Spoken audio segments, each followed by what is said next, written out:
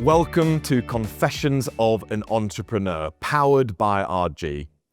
I'm delighted today to welcome you, our viewers, to spend some time with myself and today's guest, Kevin Fasting.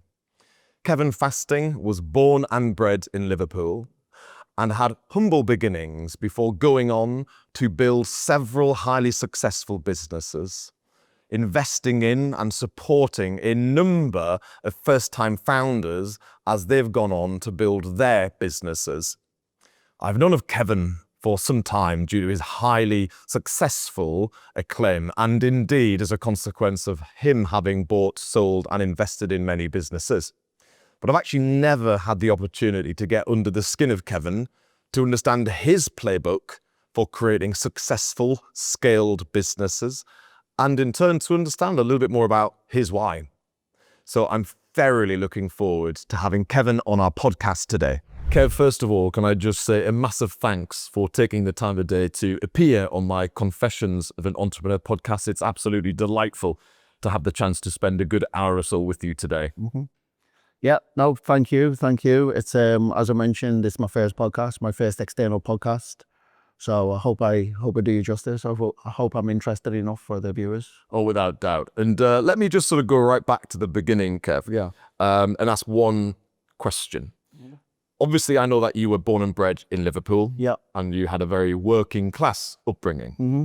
At what point in your life did you feel that you would become hyper successful? Was there a turning point? Was there a moment when you thought, you know what, I want much more for me than the environment I'm in might suggest I'll achieve? Yeah, it's now that's actually a great question to start off in. I always had this innate feeling that I was going to be, I wouldn't say successful, but I was going to be able to take care of everyone around me. So growing up in Wavertree in the 80s, I was born start of the 80s amidst the Toxteth riots. And then we went through, not to get too political, we went through the Thatcher managed decline, the docks, Hillsborough, etc. So it was a challenging economic environment, let's say. But I had a loving family. I was with my mum and my dad and my two sisters. So I never felt it, but I was aware that we didn't have stuff that you would see on TV almost. So my upbringing is what shaped me. And yeah, I owe everything to it, let's say. But I always wanted to save people. So where we couldn't afford things, we couldn't go on family holidays. I never went on an airplane until, I was 19 in university. I always wanted to be that guy to do it. So rather than success, I always knew I was going to save these people around me. So I always had that undercurrent, and it wasn't arrogance, but it was just that certainty. Now, when I was younger, I was a half-decent football player, played schoolboy level. So I thought it was football that was going to provide that. I wasn't nowhere near good enough to go professional and get paid that type of money. But when I realized that, it didn't change my thoughts. I always knew I was gonna save them. I was gonna provide. And do you think that sort of need to provide for people is something you were born with, or is this something that you learned because that was your parents' outlook and nature? Yeah, another good question. I think probably I was probably born with it because, if you look at the thousands of people who were born around me, maybe not many of them are doing what I'm doing, if any. So I think that my childhood and upbringing definitely crafted me. But there must have been something different or something off, which made me, want to do this. But absolutely, I always ask myself the question, actually, if I grew up in privilege, would I be the same guy? Would I be just chilling out? So for me, it was about that motivation to help and to change lives. Right. So that's really inspiring. And we'll pick up perhaps that theme again a little later, Kev, in the conversation. So obviously you mentioned born, bred Liverpool, and you were, as a young lad, absolutely fully focused on becoming a pro footballer, right? That was the dream, no doubt. Yeah. At what point did you acknowledge that perhaps being a professional footballer wasn't going to be your career? I was always probably a little bit deluded as well, a little bit. My dad told me I'm not good enough, and I was dreaming. So yeah, I probably realised early on almost, although I was still a little bit deluded, getting into sixth form and still, being released by a club and thinking, oh, someone will pick me up. When I think back now with my business brain, it's a bit ridiculous really, because the guys who make it are the ones who are, you know, in the academies and going through. I was so far away from it, I would say. But like I say, it wasn't the vehicle that was going to get me there. It was the undercurrent. It was the why, let's say. So, and it was a powerful why, because I wanted to, you know, I remember having conversations with my mum when I was younger, and she was like, Kev, you know, what percentage of your wage are you going to give me when you're older? Already joking about. Sure. But I was always like, so it was always that. I was always going to save these people in my life, and, you know, my cousins, my wider family. It was always that. So I knew it was going to happen, because I would be relentless. Just didn't know the vehicle. So when football wasn't an option, which became apparent early on, I then applied to go to university in Leeds for a number of reasons, but I knew it would lead onto something, because it would, like, I had a ceiling around where I lived, and I needed to remove that ceiling and hang out with people who were up there, and then I could progress up that ladder. And you mentioned there, Kev, that you sort of knew consciously that to achieve great things, you had to be surrounded by greater people. And did you think at that time that the only way to achieve that was by going to Leeds Beckett University to surround yourself by other gifted, motivated people of your age profile? Was that the reason you decided to go to university? Yeah. I've probably given myself too much credit to say it was that planned out. But what I know I needed to do was, you know, you look around, there's the famous saying, isn't it? You're the mean average of the 5 people you hang around with the most. Now, I grew up with some of my best friends still today, but, you know, what some of them were doing weren't conducive to, you know, a successful life, let's say. Yep. So I knew I needed to probably get out of my environment, and I had more in me. I think I had questions, you know, I had desires, and I needed to push myself. So going to Leeds University was an opportunity for me to probably leave the status quo. Yeah. You know, I've got some friends when I was younger who, you know, have gone down different routes in life, down to the socio-economic, you know, place that we were brought up, of course. But, you know, good guys nonetheless. And I needed to spread my wings and see a different side of the world, because before that, outside of Wavertree and Liverpool, all I seen was, you know, what's on the TV and, you know, the Hollywood movies and stuff. But I didn't know any of those people. I never met any of those people. Makes total sense. Yeah. And of course, you know, moving to Leeds to go to university at Leeds Beckett gives you independence, it gives you autonomy, and of course, it teaches you how to actually not grow up, but to live independently, which of course is something that a lot of people nowadays learn late in life, I think. Yeah. I always say this. So when I'm advised, I've got 2 daughters now, 12 and 14, and they may or may not want to go to university. And I done sports sociology and psychology at university, which is pretty much, you know, nothing specific. I wanted to then be a football player.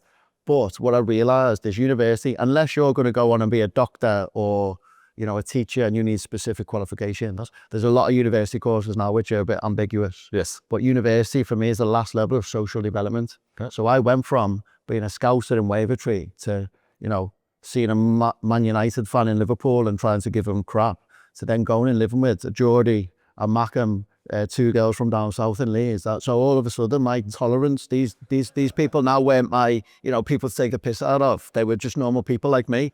So for me then, I had to adapt and not just be this little scouser, little angry scouser.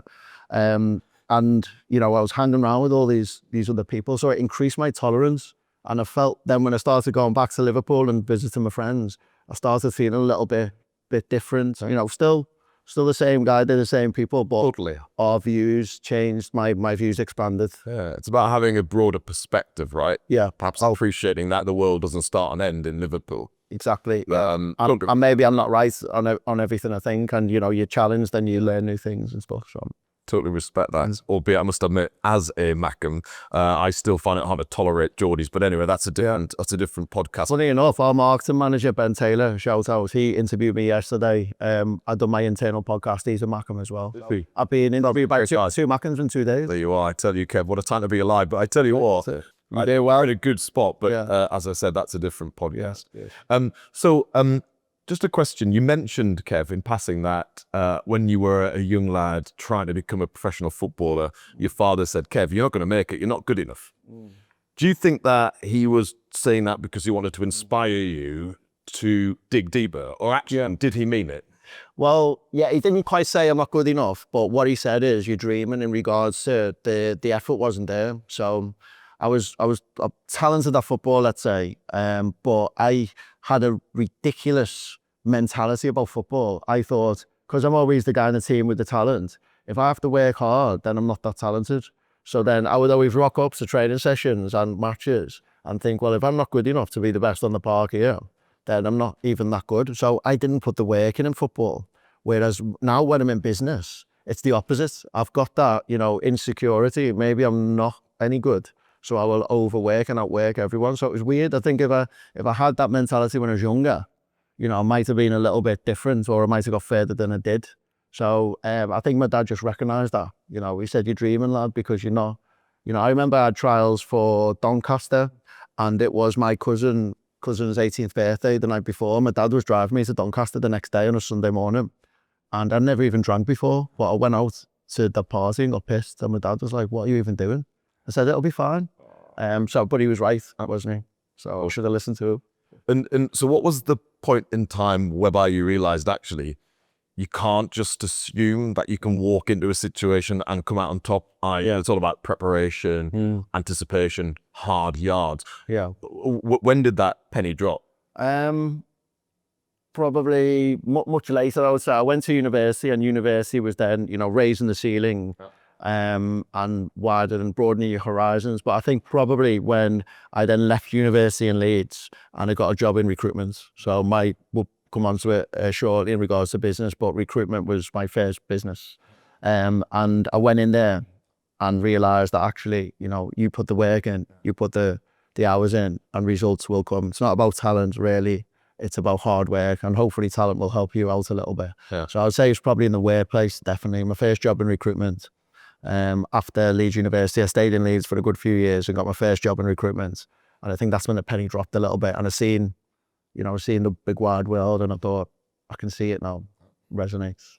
So just talk to me about that, if you don't mind. So as you say, did your degree at Leeds Beckett, really enjoyed living independently in Leeds, away from some of your maybe friends in Liverpool who were going to only continue to encourage you to be perhaps a troublemaker, as they might have continued to be in your absence. So what led you to decide post-university that you wanted to go into recruitment as a sector, Kev? Yeah, so it's a good few reasons, and this is a completely different side story, but are you aware about the story about my father? My dad, yeah. So my father, back to my childhood, he was my hero. He suffered from mental health problems, especially as we got older. My mum and dad divorced. It wasn't a direct reason, but my sister stayed with my mum. I went with my dad because he's my hero. And when I went off to university eventually to further myself, it was me and my dad in a little flat in Toxteth. He was suffering mentally at that stage. And when I went away, maybe it was the kind of, not the final straw, but things escalated. So I went off to university, and in my first year, 21st November 2003, he went missing. He didn't turn up for work one day, went missing. And he left us a note, which you would construe as a suicide note. I've let you down, I'm sorry. But then we never found his body. So to this day, he's still a missing person 21 years later. So I'm 43 now actually, but 21 years my dad was in my life, and now 20, 21, 22 years he's out of my life. So that was obviously quite impactful for me. I took a year out of university when he went, come back, tried to find him. I was searching around the promenade, police helicopters going over my head. But quickly after a week or two, the police stopped looking, because, a lot of adults go missing each year. You wouldn't imagine. It's like 300,000 adults go missing a year. You don't hear about it because a lot of them come back. The ones you hear about, rightly so, are the children. But my dad, unfortunately, was one of the ones that never comes back. So come back from university, trying to galvanise my sisters and my family and my mum. My mum's bipolar as well, so I look after her, and said, look, I'm going to solve this. I'm going to find him. Clearly didn't find him. Went back to university the next year, but then my plan was, right, well, how can I fix this? How can I change the lives of the people who are still there for me? So after university, got a job in recruitment, realised that, I could be a football coach on 15, 20 grand a year at that time, in Leeds, local Leeds council, or I could go to recruitment and earn 50 grand a year. So I'd done that. So I jumped into that to then find a vehicle, like I said before, to help these people. Walked into my first job in recruitment. It was a big group of companies, but I was on the side of that with an MD who had set up. So I had the benefit of both. Big 200-man company, so I could see the corporate. But then, you know, I was the little project of Brent Dransfield, who's one of my mentors early days, and he set up his business. So I seen, you know, I was fortunate where he taught me the ropes, but I could also see from a corporate side. And from that day, I knew this is my vehicle. So I'm going to repay Brent's faith, and I'll build a business with him. I was made MD after a year, and we built a 40-man business, very successful. Eventually, he exited out the group. And at that point, when he exited out the group, and hopefully I played my part, I then left to set up my own business. And the kind of motivation behind that as well was my father. So that was years after my father left, and the police had stopped looking for him. So my initial plan was, I was billing 25 grand a month GP for my company. I can set up my own business, bring that in, and I can advertise on bus stops. So the plan was to advertise on bus stops to bring my father home. I always knew I was going to set up my own business, but that was what, you know, pushed me in that direction. I named the company after my father. So Kevin Edward was my first recruitment company. Everyone thinks I've named after myself. I'm Kevin Philip Fasting. My dad was Kevin Edward Fasting. So yeah, bit of legacy in there as well. You said a lot there, and you've said more than I was going to ask of you, so thanks for sharing that. Really upsetting, but also inspiring insight into your father's passing. If you don't mind, just two questions, Kev. Obviously, your father leaving that note and disappearing can only be described as devastating for anyone, let alone someone who saw their father as their hero. What's the positive that you have chose to take out of such a devastating set of circumstances? So I think it's my reaction to it. So, you know, that happens. Life throws things at you. That happens. It's how you react to it. Well, you know, that's happened to me. That's happened to my family. It's happened to some of my sisters. But the reaction between what it's done to me versus some other people has been, you know, night and day. So some people have fell off a cliff because of it, whereas I've hopefully, you know, gone in the other direction. So I think the positive is it's turned me into the guy that I am. You know, if he didn't go, what would I be doing now? I might be the same guy, but I might not be. I might work in Tesco, I might be unemployed. I might be a bum.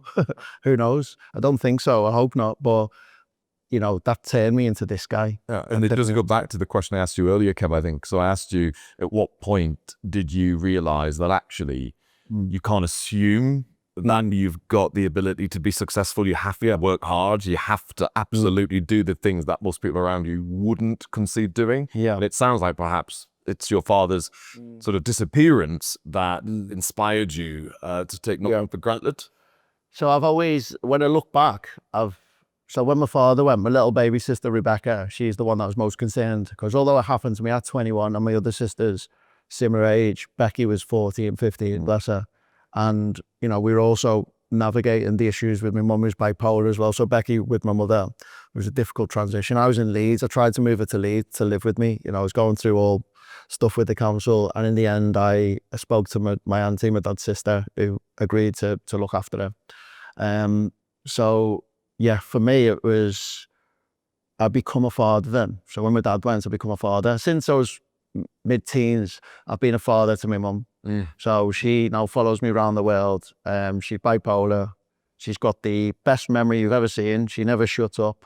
And I've probably got a couple of those traits sometimes. But so I've always been a father figure to her, and then to my little baby sister, Rebecca. So I think from that, that's probably what shaped me as a leader. Like the nurturing, the empathy, and yeah. So now with all my, you know, various businesses and my business partners, you know, I'm there to, because I've, you know, hopefully got something that I can teach them and help them with. And I do it with the best intentions. And usually when you do that, you know, I've not created this as a business plan. This is naturally who I was. I want to help people, and I think I'm all right at doing what I'm doing, and I can give them some knowledge. And if you do those three things, then it usually works. And, you know, and it comes back to you, the karma, etc. At what point did you decide, when working incredibly hard in recruitment, to fund trying to find your father? At what point did you decide that you had to draw a line in the sand? So I think it was the small business I was in, BWB, when the founder, Brent, decided to leave, then I felt that that was my, I didn't ever want to let him down. So then that was when I could leave almost. But then it was at the time when the police stopped looking for him, of course, because he's an adult. And I looked at it and think, well, I want to set up my own company. I want to change the lives of my family. And, what can I do tangibly? So I looked into all that. So it was that. But then also it was, a legacy thing at that time. Me and my now wife, girlfriend at the time, we'd become pregnant. This was up in Leeds. She's from down south. So at that time, that's why I'm now down south, southeast London / Kent. And it was a crescendo. I was having a kid. My dad had me when he was 28 and I was 28, and it was like, let's try and find him. So I'd done that successfully. And then after a few months, I thought, well, he's gone away on his own, his own will, doesn't want to be found. He feels he's let us down. And although he hasn't, if I found him from these bus stops and he was dragged back to me, knowing my dad, he's a very proud guy, he wouldn't be happy. So I thought, well, if I drag him back now, if I advertise all over London and drag him back, and he's going to be embarrassed and he's not going to like that. That's if he's still around, right? So I thought, right, well, after a few months, what can I do? So let's create a life that when he comes back, it's different. It's different to what he left. Also, let's help the people that are here. So I wrote a list, retire my mum, retire my sisters, done that within 6-9 months. Then subsequently building other businesses. Some of my friends come out who I used to work with, come out the woodwork and said, Kev, can we go to business with? These are my good friends. Right, let's change their life. Let's do that. Let's change their family's life. So I think the legacy of that is, me, it's a continuation, and it's in my dad's legacy. And, should he come back, then I've done something. But more recently now, this has been 21, 22 years. More recently now, I've always accepted that I won't see him again, and I'm comfy with that because it's an origin story almost. Made me who I am. But now I'm thinking after 20, 21 years, well, maybe now, reason for doing this podcast, I've got a bit of a platform now, and maybe now I could use this platform to maybe get answers. What answers do you think you want? I would like to know, I certainly would like to know, for better or for worse. In an ideal world, I'd love him to come back. And, when he went, I was 21. I was still a kid. I was still, bit of a knobhead. Don't know if I can say it on this podcast, but, you're a kid. You're not worldly, are you? So he's not seen the best of me. And I don't do regrets, but one of my biggest regrets was what I do now in my life. I save people, I help people, through my resources and through who I am. And I could have so easily saved him. Like, it would have been the easiest one because I know him that well, but I wasn't capable at the time. When I think back, and when I was 21, I could have had a conversation and said, I'll do this. So that's one of my regrets, that I couldn't save him, which is maybe why I'm trying to, through my groups and through helping other people, maybe that's why I'm trying to make up for what I couldn't do for him, I respect that. And, mental health is such a big subject, and it's becoming perhaps something which people are more alive to and open to discuss. But of course, it's always been such a significant pandemic, right? Yeah. And the challenge with people who feel isolated, feel that there is no other way other than to either disappear or take their own life, is actually they need to know they need help, and they need to want it. And sadly, as you said, proud people won't have help forced on them. So obviously you mentioned, Kev, that you left university, went into employment in the recruitment sector, but quite quickly worked out that perhaps you could create more meaningful value for you by running your own business. Of course, I know, but our viewers won't know that that move into becoming an entrepreneur very quickly mushroomed, and you've now got many different businesses that's within different cylinders. So it would be fascinating just to almost like accelerate your business career to where we are now, to understand what you now fundamentally have created. Yeah. Okay. So I'll talk to you about where we are today, because I think the process there, we wouldn't have enough time. So we're sitting here today. I do lose count, not in an arrogant way, but we've got about 40 companies, I would say. And if I can try and explain to the viewers, so we've got 5 core groups. So we've got my recruitment group. So I started off in recruitment, set up my own business. And as I mentioned, some of my other former colleagues seen my success and wanted to set up with me. So now, fast forward to this date, we've got a company called Curve Capital, which is Kevin Edward Recruitment Ventures, again named after my dad, legacy running through it. So we've got 15 businesses there. We're looking to potentially amalgamate that and look to get some sort of acquisition or exit or take it on to the next level. Hopefully valued at about potentially 17 million is we're looking at, depending on where we get to EBITDA next few years. My then second business was, when I first started Kevin Edward, I was just terrified of losing the money because I've been a poor man and I've been a rich man. So I read Rich Dad Poor Dad. That opened up my eyes to then investing in other stuff. And then I started throwing all my money into property. So I started buying property up north. Fast forward today, I've got a property group. We've got about 70, 75 units of property, residential, commercial, buy-to-let, multiple occupancy, etc. We've got places in Spain as well. And that, it's not a people-centric business, it's assets. We've got a couple of people running it. My third business was, I mentioned about my little sister, Rebecca. So as I was doing my recruitment and property, doing very well, my little baby sister, Rebecca, fell pregnant with her partner, Tom. So I was spending a lot of time in Liverpool from Kent at that time to try and support her. Obviously, I'm the father figure. And then I got to know Tom. Tom's a lawyer. And I was looking at his business and getting to know him over a few beers and thinking, this is a nice model. Recruitment, everyone's a 360. You know, you eat what you kill. You know, every month you start on zero because we were perm at that time. Tom's business, he was in a 40-man law firm. He was top biller, only a 23-year-old lad. Super, super guy. And he had one BDM. So I said, Tom, let's set up a law firm. And the structure changed around that time. So the ABS, you used to have to be a lawyer to set up a law firm. The ABS come in, which is an alternative business structure, which allowed people like me to invest. Although I didn't do that, it was a legal cost firm. I won't explain what that is. It'll put you to sleep. Anyway, fast forward today, we've just merged with another firm and we're a 50-man law firm. We're the top three in our particular niche of law, which is legal costs. Again, that's another conversation. So there was those. What did I do after that? So, another one of my biggest groups now is a financial services group. So, bit of a long-winded story, but one of the guys that invested in recruitment, Cabe, I was vetting him to invest, but little did I know his father, Philip White, was he was checking me out. Now, Philip White's a guru in the finance industry. So Philip White checked me out and said, yeah, this guy, it's a bit too good to be true. He's a bit too clean, you know, for a Scouser. He's a Crystal Palace fan, so he's a bit bigoted. Or he doesn't like Scousers. Anyway, so eventually I got introduced to Phil. Now, Philip, really interesting guy. He's in a wheelchair now. He fell off a 5-foot step ladder as he was packing tiles and pierced through there, and it pierced his C5 vertebrae.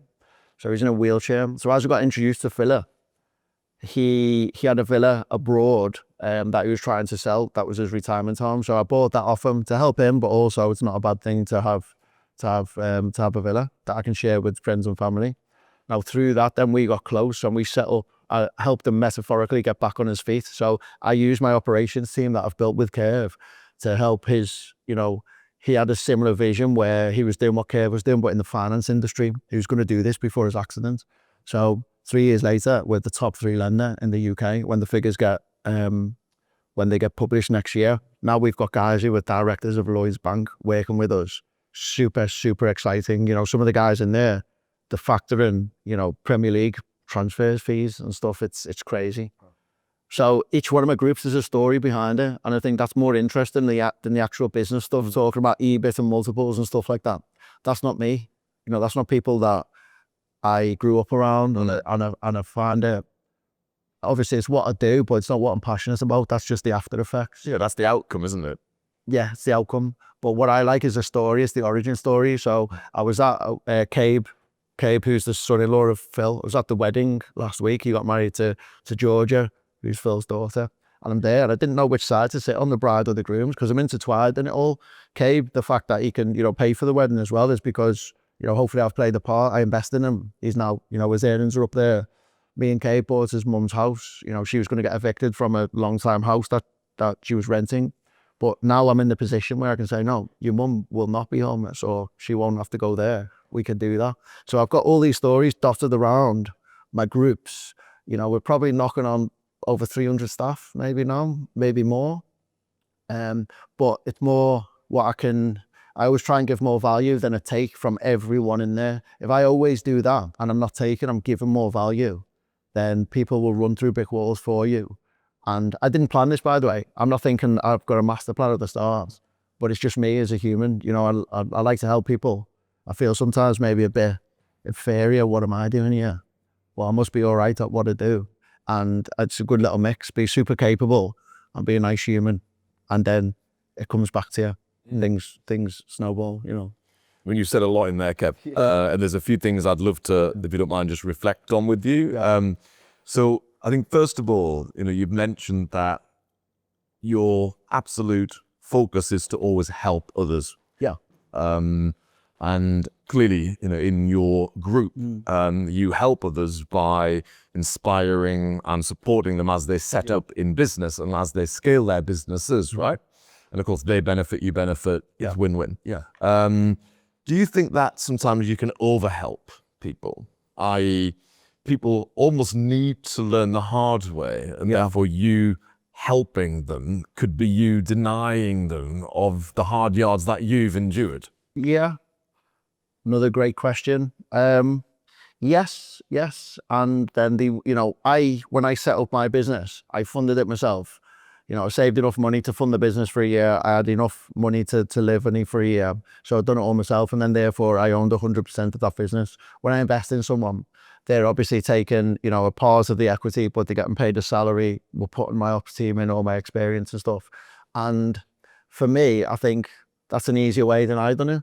But actually, you know, some of them, it doesn't work all the time. 8 times out of 10 I get it right. But it doesn't maybe feel like, they've got to learn the hard way. So sometimes they're a bit too protected. Right. So you're right. And then also sometimes I'm getting a lot better at this in terms of investing in humans. We want them to be super capable and good humans. But when I'm dealing with top billing recruitment consultants, some of them can have a bit of a selfish streak because they're there for the commission. Now, fortunately or unfortunately, I wasn't a top biller recruiter. I was an average recruiter, a really good manager. And then since I've become this guy, I'm like me on steroids. You know, I've excelled hopefully at what I do. But part of mine and my new CEO, Stu Brown's problem is taking an absolute weapon, a missile who can make all this money for themselves, to take it from the I to from the me to the we. Yes, right. So yeah, we get it right more times than we get it wrong. But that is one of the challenges of our, and sometimes you make it too easy for them. They're doing the same job and they're now earning these millions, and then they turn around and say, well, what do you do? So we get that as well. But again, it's part of my job, part of the job role. Totally respect that. And, you know, you've talked a lot there about what the groups that you've set up and scaled do. And of course, I think the thing in common, because they're all very different businesses, is that you've met someone who has been a sector expert. Yeah. And you've gotten to know them and you backed them fundamentally. Yeah.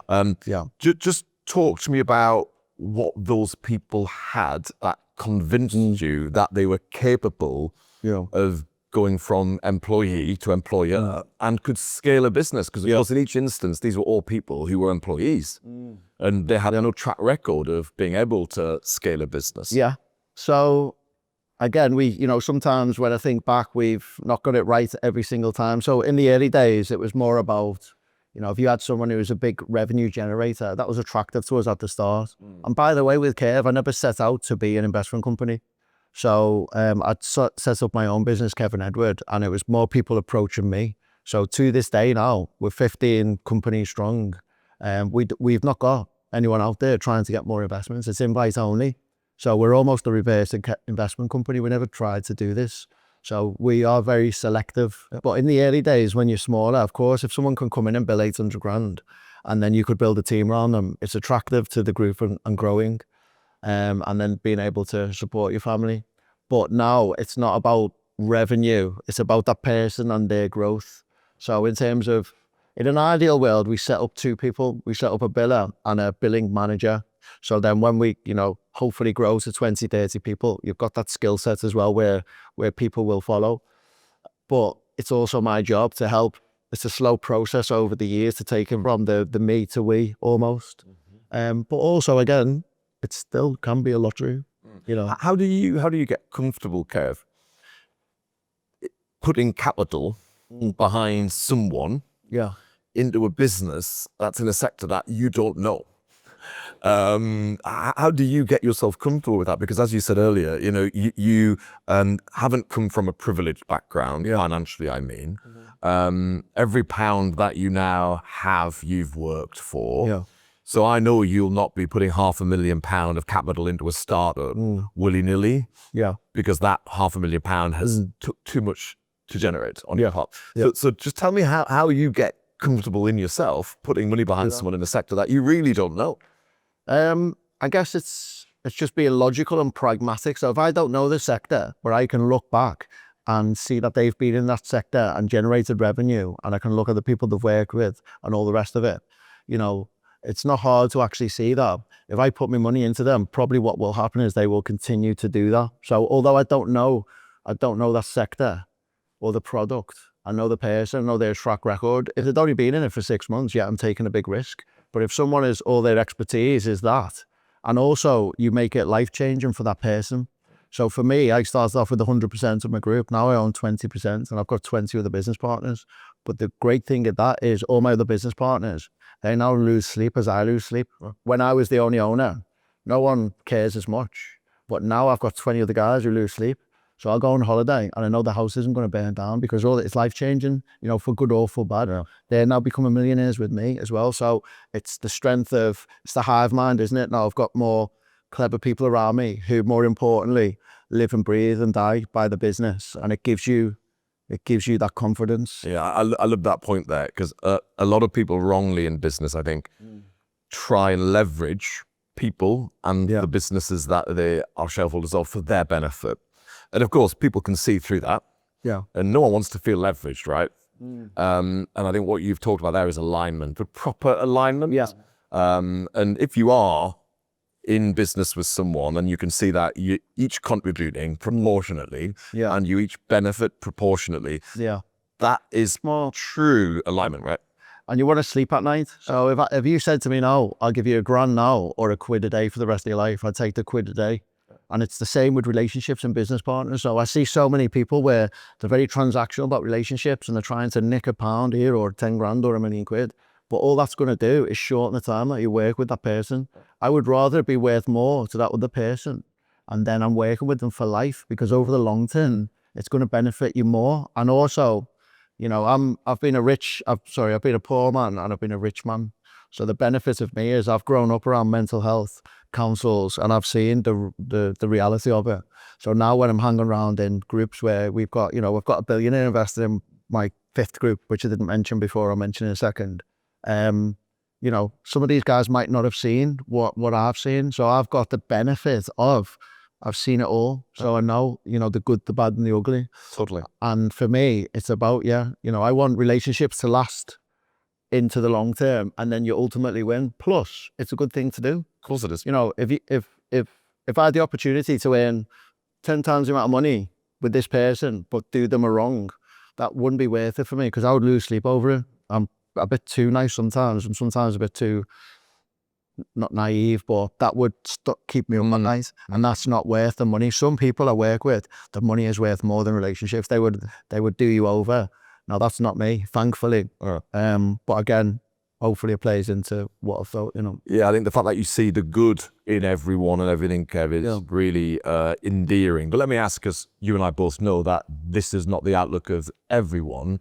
And there are a lot of people in business who only care about themselves and are in it only for themselves, right? And in fact, I'd say that's the majority. I'd say you are the minority. So let me ask, how do you work out really quickly when you're interviewing an employee or receiving a pitch for investment in a startup? How do you work out whether that person truly, bearing in mind they're going to tell you what you want to hear, how do you work out that they are truly someone who pays it forward, wants to do good by all stakeholders, and isn't just in it for themselves? How do you work that out? So I'm getting better at it, I would say, for sure. And it's, I guess it's showing them the process.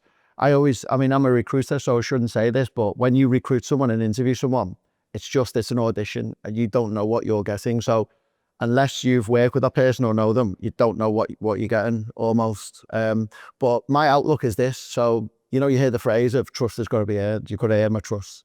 I disagree. Right? I will give you my trust up front. Everybody, I'll give you my trust. Don't get me wrong. I'm not naive. I'm not going to let you babysit my kids if I've just met you, right? However, why would I distrust you? Yes. Why don't I trust you and I give you the rope to either hang yourself or confirm to me that you're the guy? So what I do is I give equity up front to people that maybe don't deserve it, but potentially they do. And then the people that then don't live up to that, then guess what? If I lose 5 grand or 10 grand or 50 grand, that's money well spent because it stopped me working with that person for 10 years and finding out. So that's the way I do it. I give you trust up front within reason, and then you earn it. And if you earn it, I'll take you on this journey and I'll change your life and your family's life. And if you don't, I find out double fast that you ain't that guy anyway. And again, this is not something I decided or, made up. It's just the way I am, really. And I've been, I've been let down, I've been ripped off in a sense, but again, I'm pragmatic, I'm logical. I would never let you rip me off to a stage where you can ever hurt me or affect me. I'll give you enough for me to understand who you are. And from that, you realise who your friends are. Yeah, I know you do. And I think genuinely, Kev, I think that's really, really inspiring. And actually, it's exactly how I go about my life too. So I can totally understand and relate to that. Let me ask a question, if I may. And this is something that I think some of our viewers might see value in. Obviously, you see the good in everyone. You trust everyone until they give you a reason to not trust them. Yeah. And I think that's a really interesting way to approach new relationships rather than to say, you have to earn my trust until then I don't trust you. When someone crosses you or someone demonstrates that perhaps you've trusted them too much, what happens? And is someone able to earn back that trust? Or do you believe that once someone's dicked you once, that's just in their DNA and therefore perhaps they should never be given a second chance? Yeah. No, I don't hold grudges, to be honest, because, people can change, people can make mistakes. I've made mistakes. If you judge me by some of the stuff I had done when I was younger and then break me off based on that, I'm a different person now. So yeah, no, I don't hold grudges. So I've got people in my life where they have wronged me. You get it as you become successful from a personal perspective, all of a sudden everyone lends money from you at your friend groups. And that happens. And, you go through a process with that where some people don't pay you back and you realise who your friends are. But, I've had mates who have lent money off me and then they disappear. But they come back 5 years saying, I'm sorry, I was a dick. And, what over 500 quid, what's the point? So, yeah, I do forgive and forget. Some people I know innately are those types of people. But again, it's part of the process. You're dealing with humans here, personal and professionally. So yeah, I don't hold grudges, but again, I'm just always very aware. I'm always very aware of the situation. Yeah. Obviously, as you said, not only to your sisters are you the father figure, to your mum similarly. Yeah. Obviously, you've got your own children now, Kev, so you are their father. But actually in business, it's quite clear, you are someone who has the best interests of many at heart, whether that be as their boss, their mentor, their coach. So let me ask you, who's there for you? Who do you go to when you need to lend a fiver or you need someone to give you a helping hand? I always found it in books, to be honest. So where I didn't have any mentors or people to aim towards where I was from, I went to Leeds, opened my horizons, but books. So it was funny, I was speaking to one of my colleagues, I'm going to read it's either the 999th or my 1000th book next week. I need to track it back. But since I've set up my own businesses, I've read now 1,000 books. I hadn't read a book before though. I watch a film, but I'm not really into reading a book.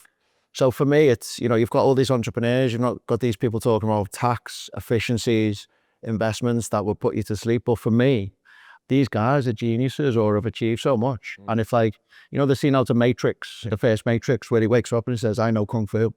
For me, that's like, I know finance. I've just read a book. I'm in my car and I listen to a podcast And it's like, I know finances and I can literally just save all my business partners 10 grand a month. So for me, first of all, is I'm consuming data, I'm consuming mindsets, I'm consuming information.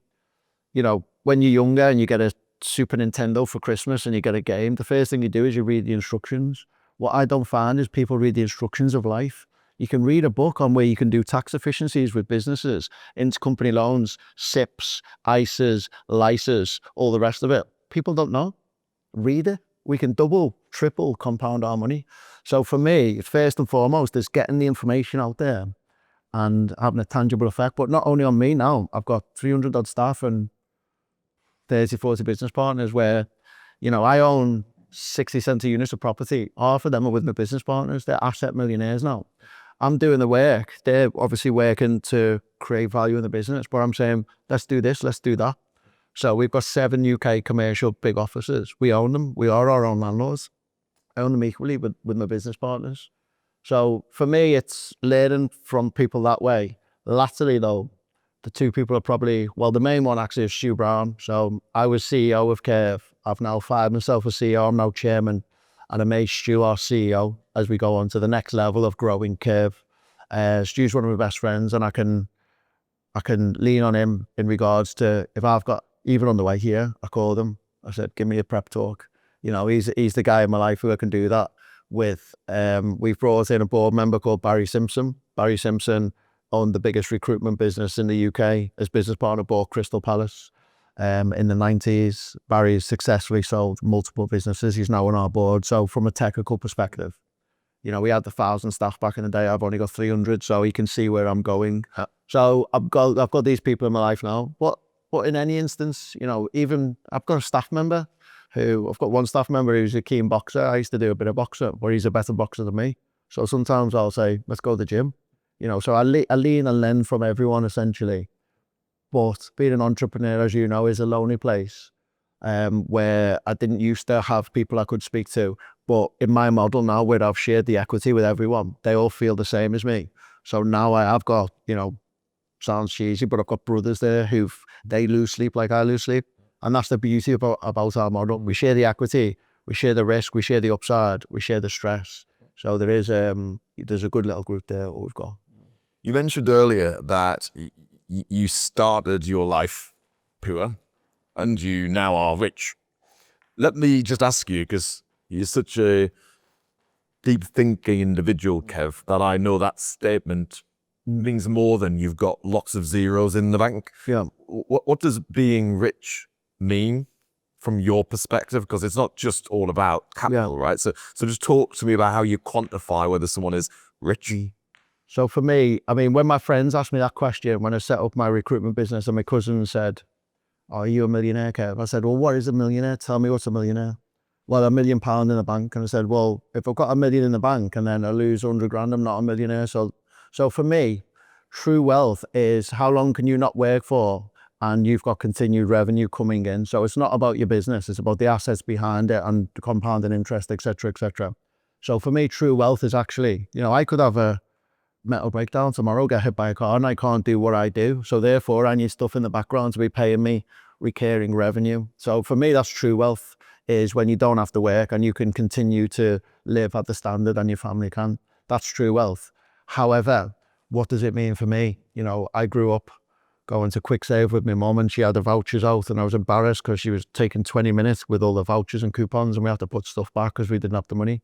For me, wealth is, my proudest moments is when I go in the shop with my daughter and they say, oh, can I have that? And I don't have to look at the price. Within reason, I'm not talking about Louis Vuitton. Like, look, this is from Zara. I don't have all that stuff. Don't drive a Lamborghini. I'm too tall for it, for one. But instead of a 300 grand Lamborghini, 10 of my family members down in Kent and Liverpool drive a 30 grand Golf on me. You know, they don't pay for holidays. So for me, that's true wealth. Knowing that within reason, I can not look at price tags. Every time we go to shop and my daughters or daddy can have that, oh, but it's a bit expensive. And I've got that sense of pride that I've worked hard to provide. So you and your aunties and the rest of the family don't have to. So for me, that is it. You know, it's not about spending these millions on private jets and all the rest of it. It's about just having that security. That's true wealth for me. I mean, again, genuinely, that's like so insightful and inspiring simultaneously, because I'll tell you why. And we've discussed this a lot, but I want to ask a real sort of direct question. Yeah. Obviously, you consistently have, throughout your entire life, worked hard for the benefit of others. Yeah. To give them a leg up, if we call it that. And a lot of people in business who are trying to create wealth, if I can be candid, are doing it for themselves only, almost at the cost of everybody else around them. So the absolute opposite to what you've just described. Do you ever ask yourself how wealthy you could be, and your wife and kids, if you weren't so generous? And do you ever feel like resentful over the fact that, you know, you're the one working probably 19-hour days, you're the one who's traveled to Newcastle today for this podcast, you're the one putting the yards in, yeah, other people are benefiting from your effort. Do you never feel resentful about that?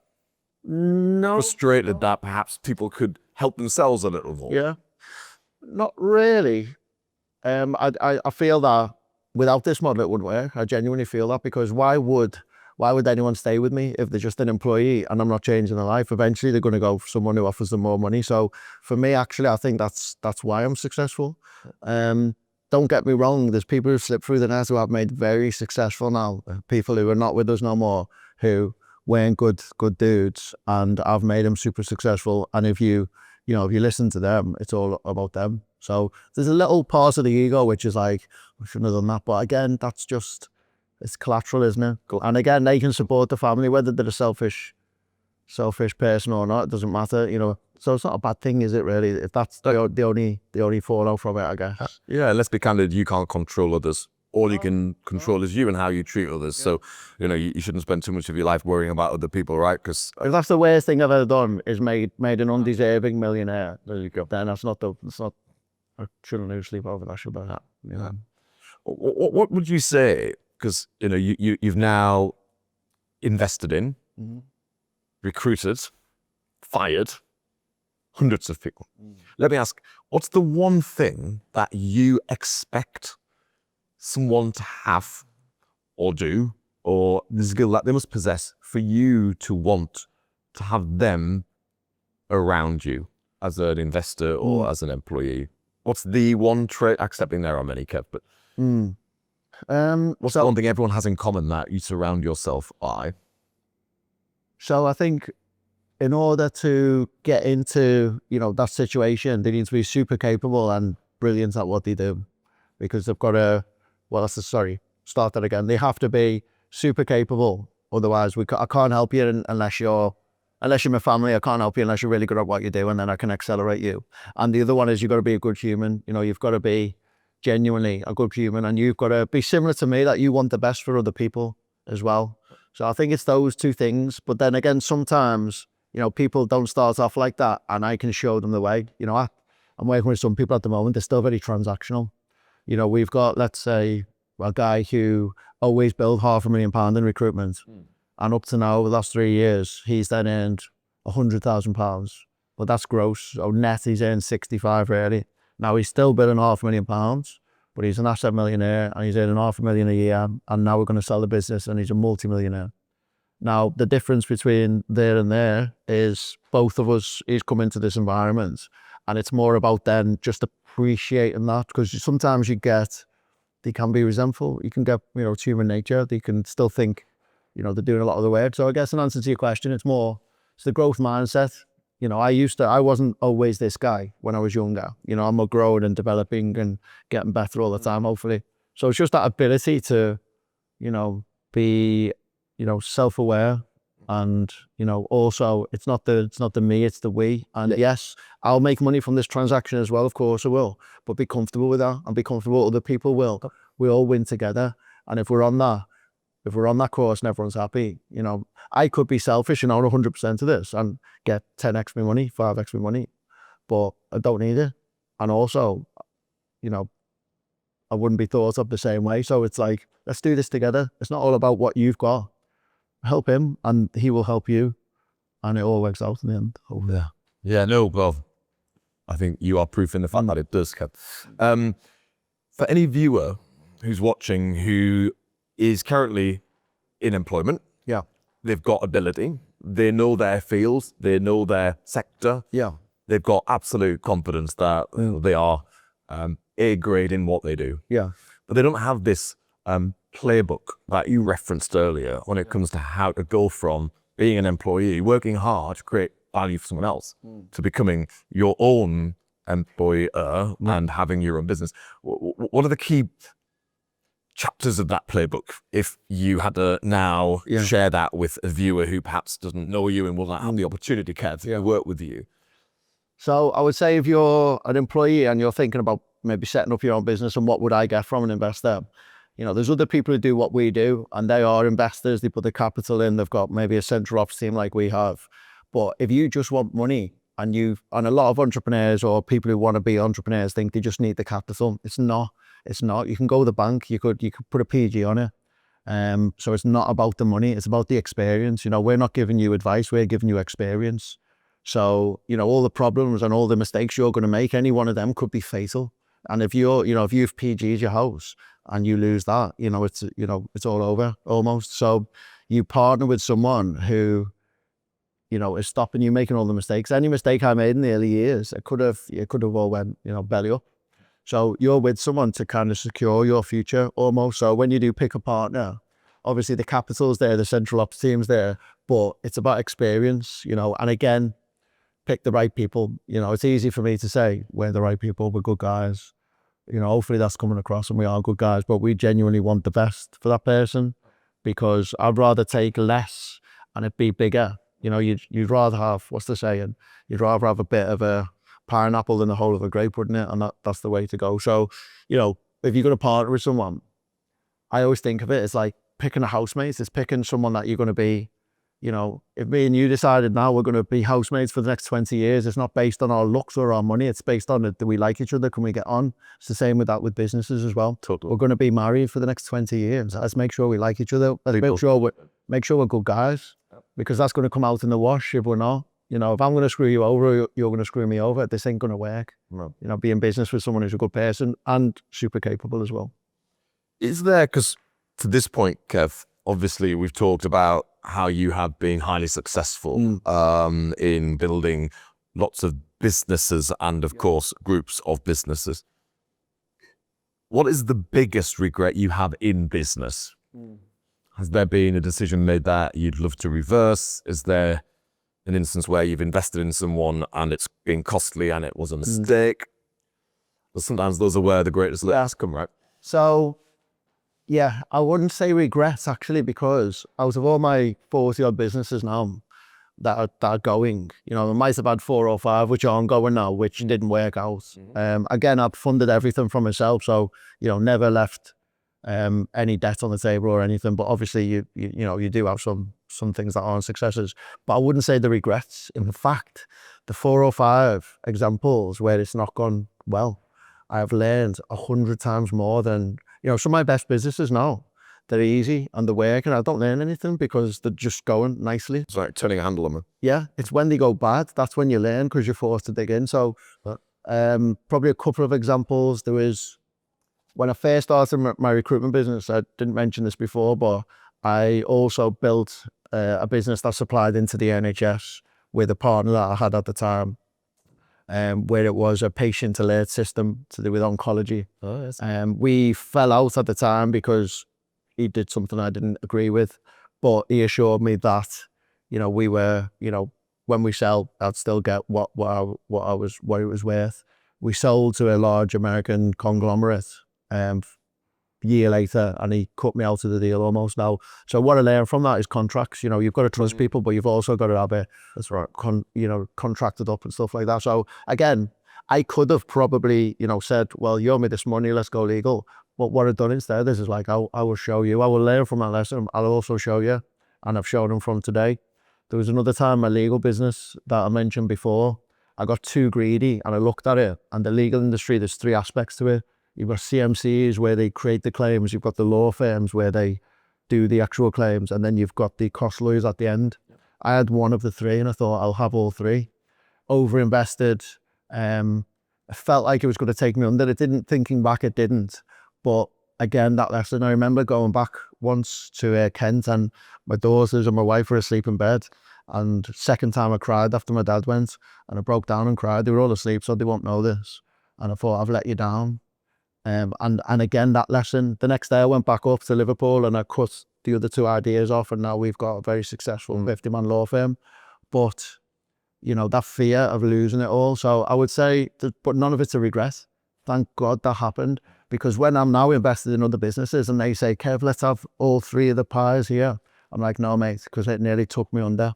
So it's not regrets. It's, I can tell them, I see your idea, but this is going to end in tears, so let me shape you and help you.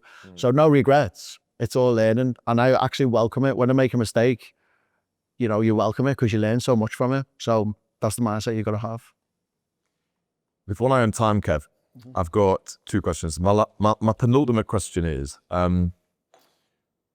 what's this all about? And by that I mean, at what point will you feel that you've achieved what it is you have set out to achieve? Because of course, to any viewer who hasn't met you, who's sort of having the opportunity to spend time with us for the first time on this podcast, Kev, what they will see is a highly motivated, highly focused, highly successful entrepreneur who has many different business interests, all of a different shape, size across different sectors.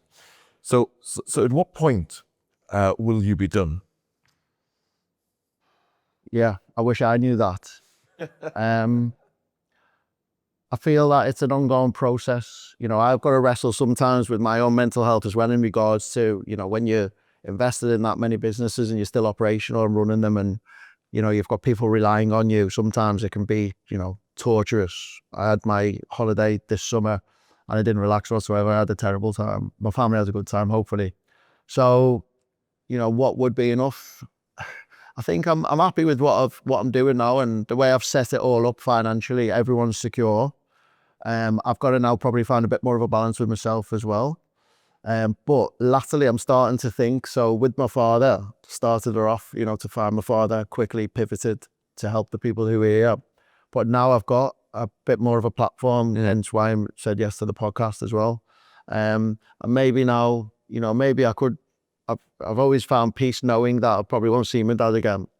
And this is, but what I'm producing is, you know, in his legacy, and he'd be proud of that. But maybe, you know, so now I'm pivoted a little bit, maybe I can use my platform. And, you know, I'd like to ask you if you could kindly, when we edit this, maybe you could put, we've got the missing poster there, so we could put that up on the screen. Or we can, would love to. Yeah, so I think for me now it's more, you know, we've secured everyone's future, you know, the finances are done. We're obviously always going to still want to work and, you know, solidify that, but we're living good lives, you know. But then beyond that, it's once you've secured the money, what is it? You want to be happy, you know, you want to be healthy. And then what is it next? So yeah, maybe for me more recently, it's, let's have another go at this. Maybe let's have another go at finding my dad. Let me ask, you mentioned there that you have perhaps not yet managed to find a sustainable way for you to live, because right now it sounds like you're still heavily involved in many of the businesses, Kevin. You know, you've just kindly shared the fact that, you know, your family holiday perhaps wasn't much of a holiday for you. Just talk to me about that, because again, it goes back to the fact that whilst it's genuinely inspiring that you dig deep daily for the benefit of many people around you, I guess if you weren't here to do that very quickly, those people become dependent on someone who's not with us. So how will you find a balance, Kev, that is maintainable and sustainable for you? Yeah, no, it's a good point as well, because you've got to look after yourself, because I'm there, I'm on the front line, so, and people rely on me. So I'm aware of that, but also it's unfortunate because, as I said before, I've been poor, I've been rich, but I've also been around mental health.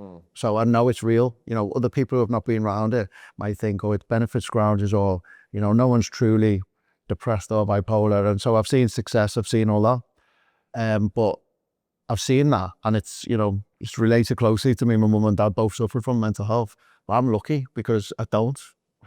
I take it all in my stride. You know, I have days where I'm down and stuff, but, you know, I feel like I'm in a fortunate position because this is all, I wouldn't say it's light work, but I can manage it all. You have your little moments, but genuinely, I care less almost. I'm not worried about me. I'm not worried about me because I can handle it, you know. And if I have down days, I can regroup. So I'm not so concerned about me. I'm concerned about the others around me, family members. You know, I've got family members who are fortunately, because of my resources, I've, you know, put them through rehab and stuff, and hopefully pulled them out of, you know, dark times and save lives, etc. But I'm okay. I'm all right. If it wasn't, you know, I've got people that I can reach out to, as I mentioned, Stuart and my family. But I'm all right, so I'm not worried about me for now. But if I am, I'll let you know. Well, I mean, that's like genuinely really inspiring to hear that you feel, even though your purpose is to help others, you can still carry weight without feeling it becoming overwhelming. No. And as you say, perhaps if you feel the weight getting too heavy, you know, you know how to have a circuit break and just take time out or spend time with those who can, you know, perhaps take some of the weight from your shoulders. Because hey, we all feel it sometimes, and we all need that outlet, right? Yeah, absolutely. My last question for today, Kev, because I could sit and talk to you for too long, so I'm gonna have to ask one last question. Obviously, your father clearly is someone you hold today in the highest regard, despite the traumatic circumstances. If your father is watching this podcast, what is the one thing you would say? That's a deep question, isn't it? If he's watching it, I would say just give me a chance. Just come back. Just come back and I can fix it. You come. Yeah. Kev, it has been truly emotional to spend some time with you. I think if your father is watching this podcast, what he'll see is what a phenomenal son he brought into the world. Your selflessness, your willingness to work too hard for the benefit of other people is phenomenal. Your friends and family who are watching this podcast as well will feel exactly as I feel, which is admiration and appreciation. And whilst we can't control others, we control ourselves. And I tell you, you're doing a phenomenal job. So huge thanks for being on my podcast today, Kev. It's getting phenomenal. And I look forward to watching your continued success, but not for the benefit of you, but for the benefit of others, because I appreciate that is what drives you. Thank you so much, Kev. Thank you. It has been an absolute privilege and honor today to have Kevin Fasting on my Confessions of an Entrepreneur podcast. From very humble beginnings in Liverpool, brought up by the love from, but in turn, the modest means of a family in Liverpool, it's quite clear that his keenness to supply and provide for those around him, his absolute focus on always wanting to work hard to create income and means for others, is what has set him up for a highly successful career in business. Obviously, Kevin's father chose 22 years ago to either commit suicide or leave. Either way, I think Kevin's father leaving could, of course, have resulted in two things. Either Kevin choosing perhaps to become depressed, blaming the universe for what ultimately can only be described as really upsetting. Or, of course, he dug deep and, as a consequence, has used his father's disappearance as something to be inspired by, bearing in mind, still to this day, a lot of what Kevin does is to earn, to create means, to search for his father. Of course, his profile allows him to talk openly, nationally, about his search for his father. And of course, I think fundamentally, his need to provide probably stems back to the fact that he has been a father figure for his sisters, of course, for his mum, and now his own wife and children. Kevin's selflessness, his keenness to help others get on, is something you rarely see in entrepreneurs, bearing in mind most entrepreneurs are inspired by their own need to succeed and their own desire to create wealth for themselves. But of course, as Kevin demonstrates, if you have the best interests of others at heart, they succeed, and through them, so do you. And I think that is truly inspiring and something that seldom do I get the opportunity to see in entrepreneurs that join me on my podcast.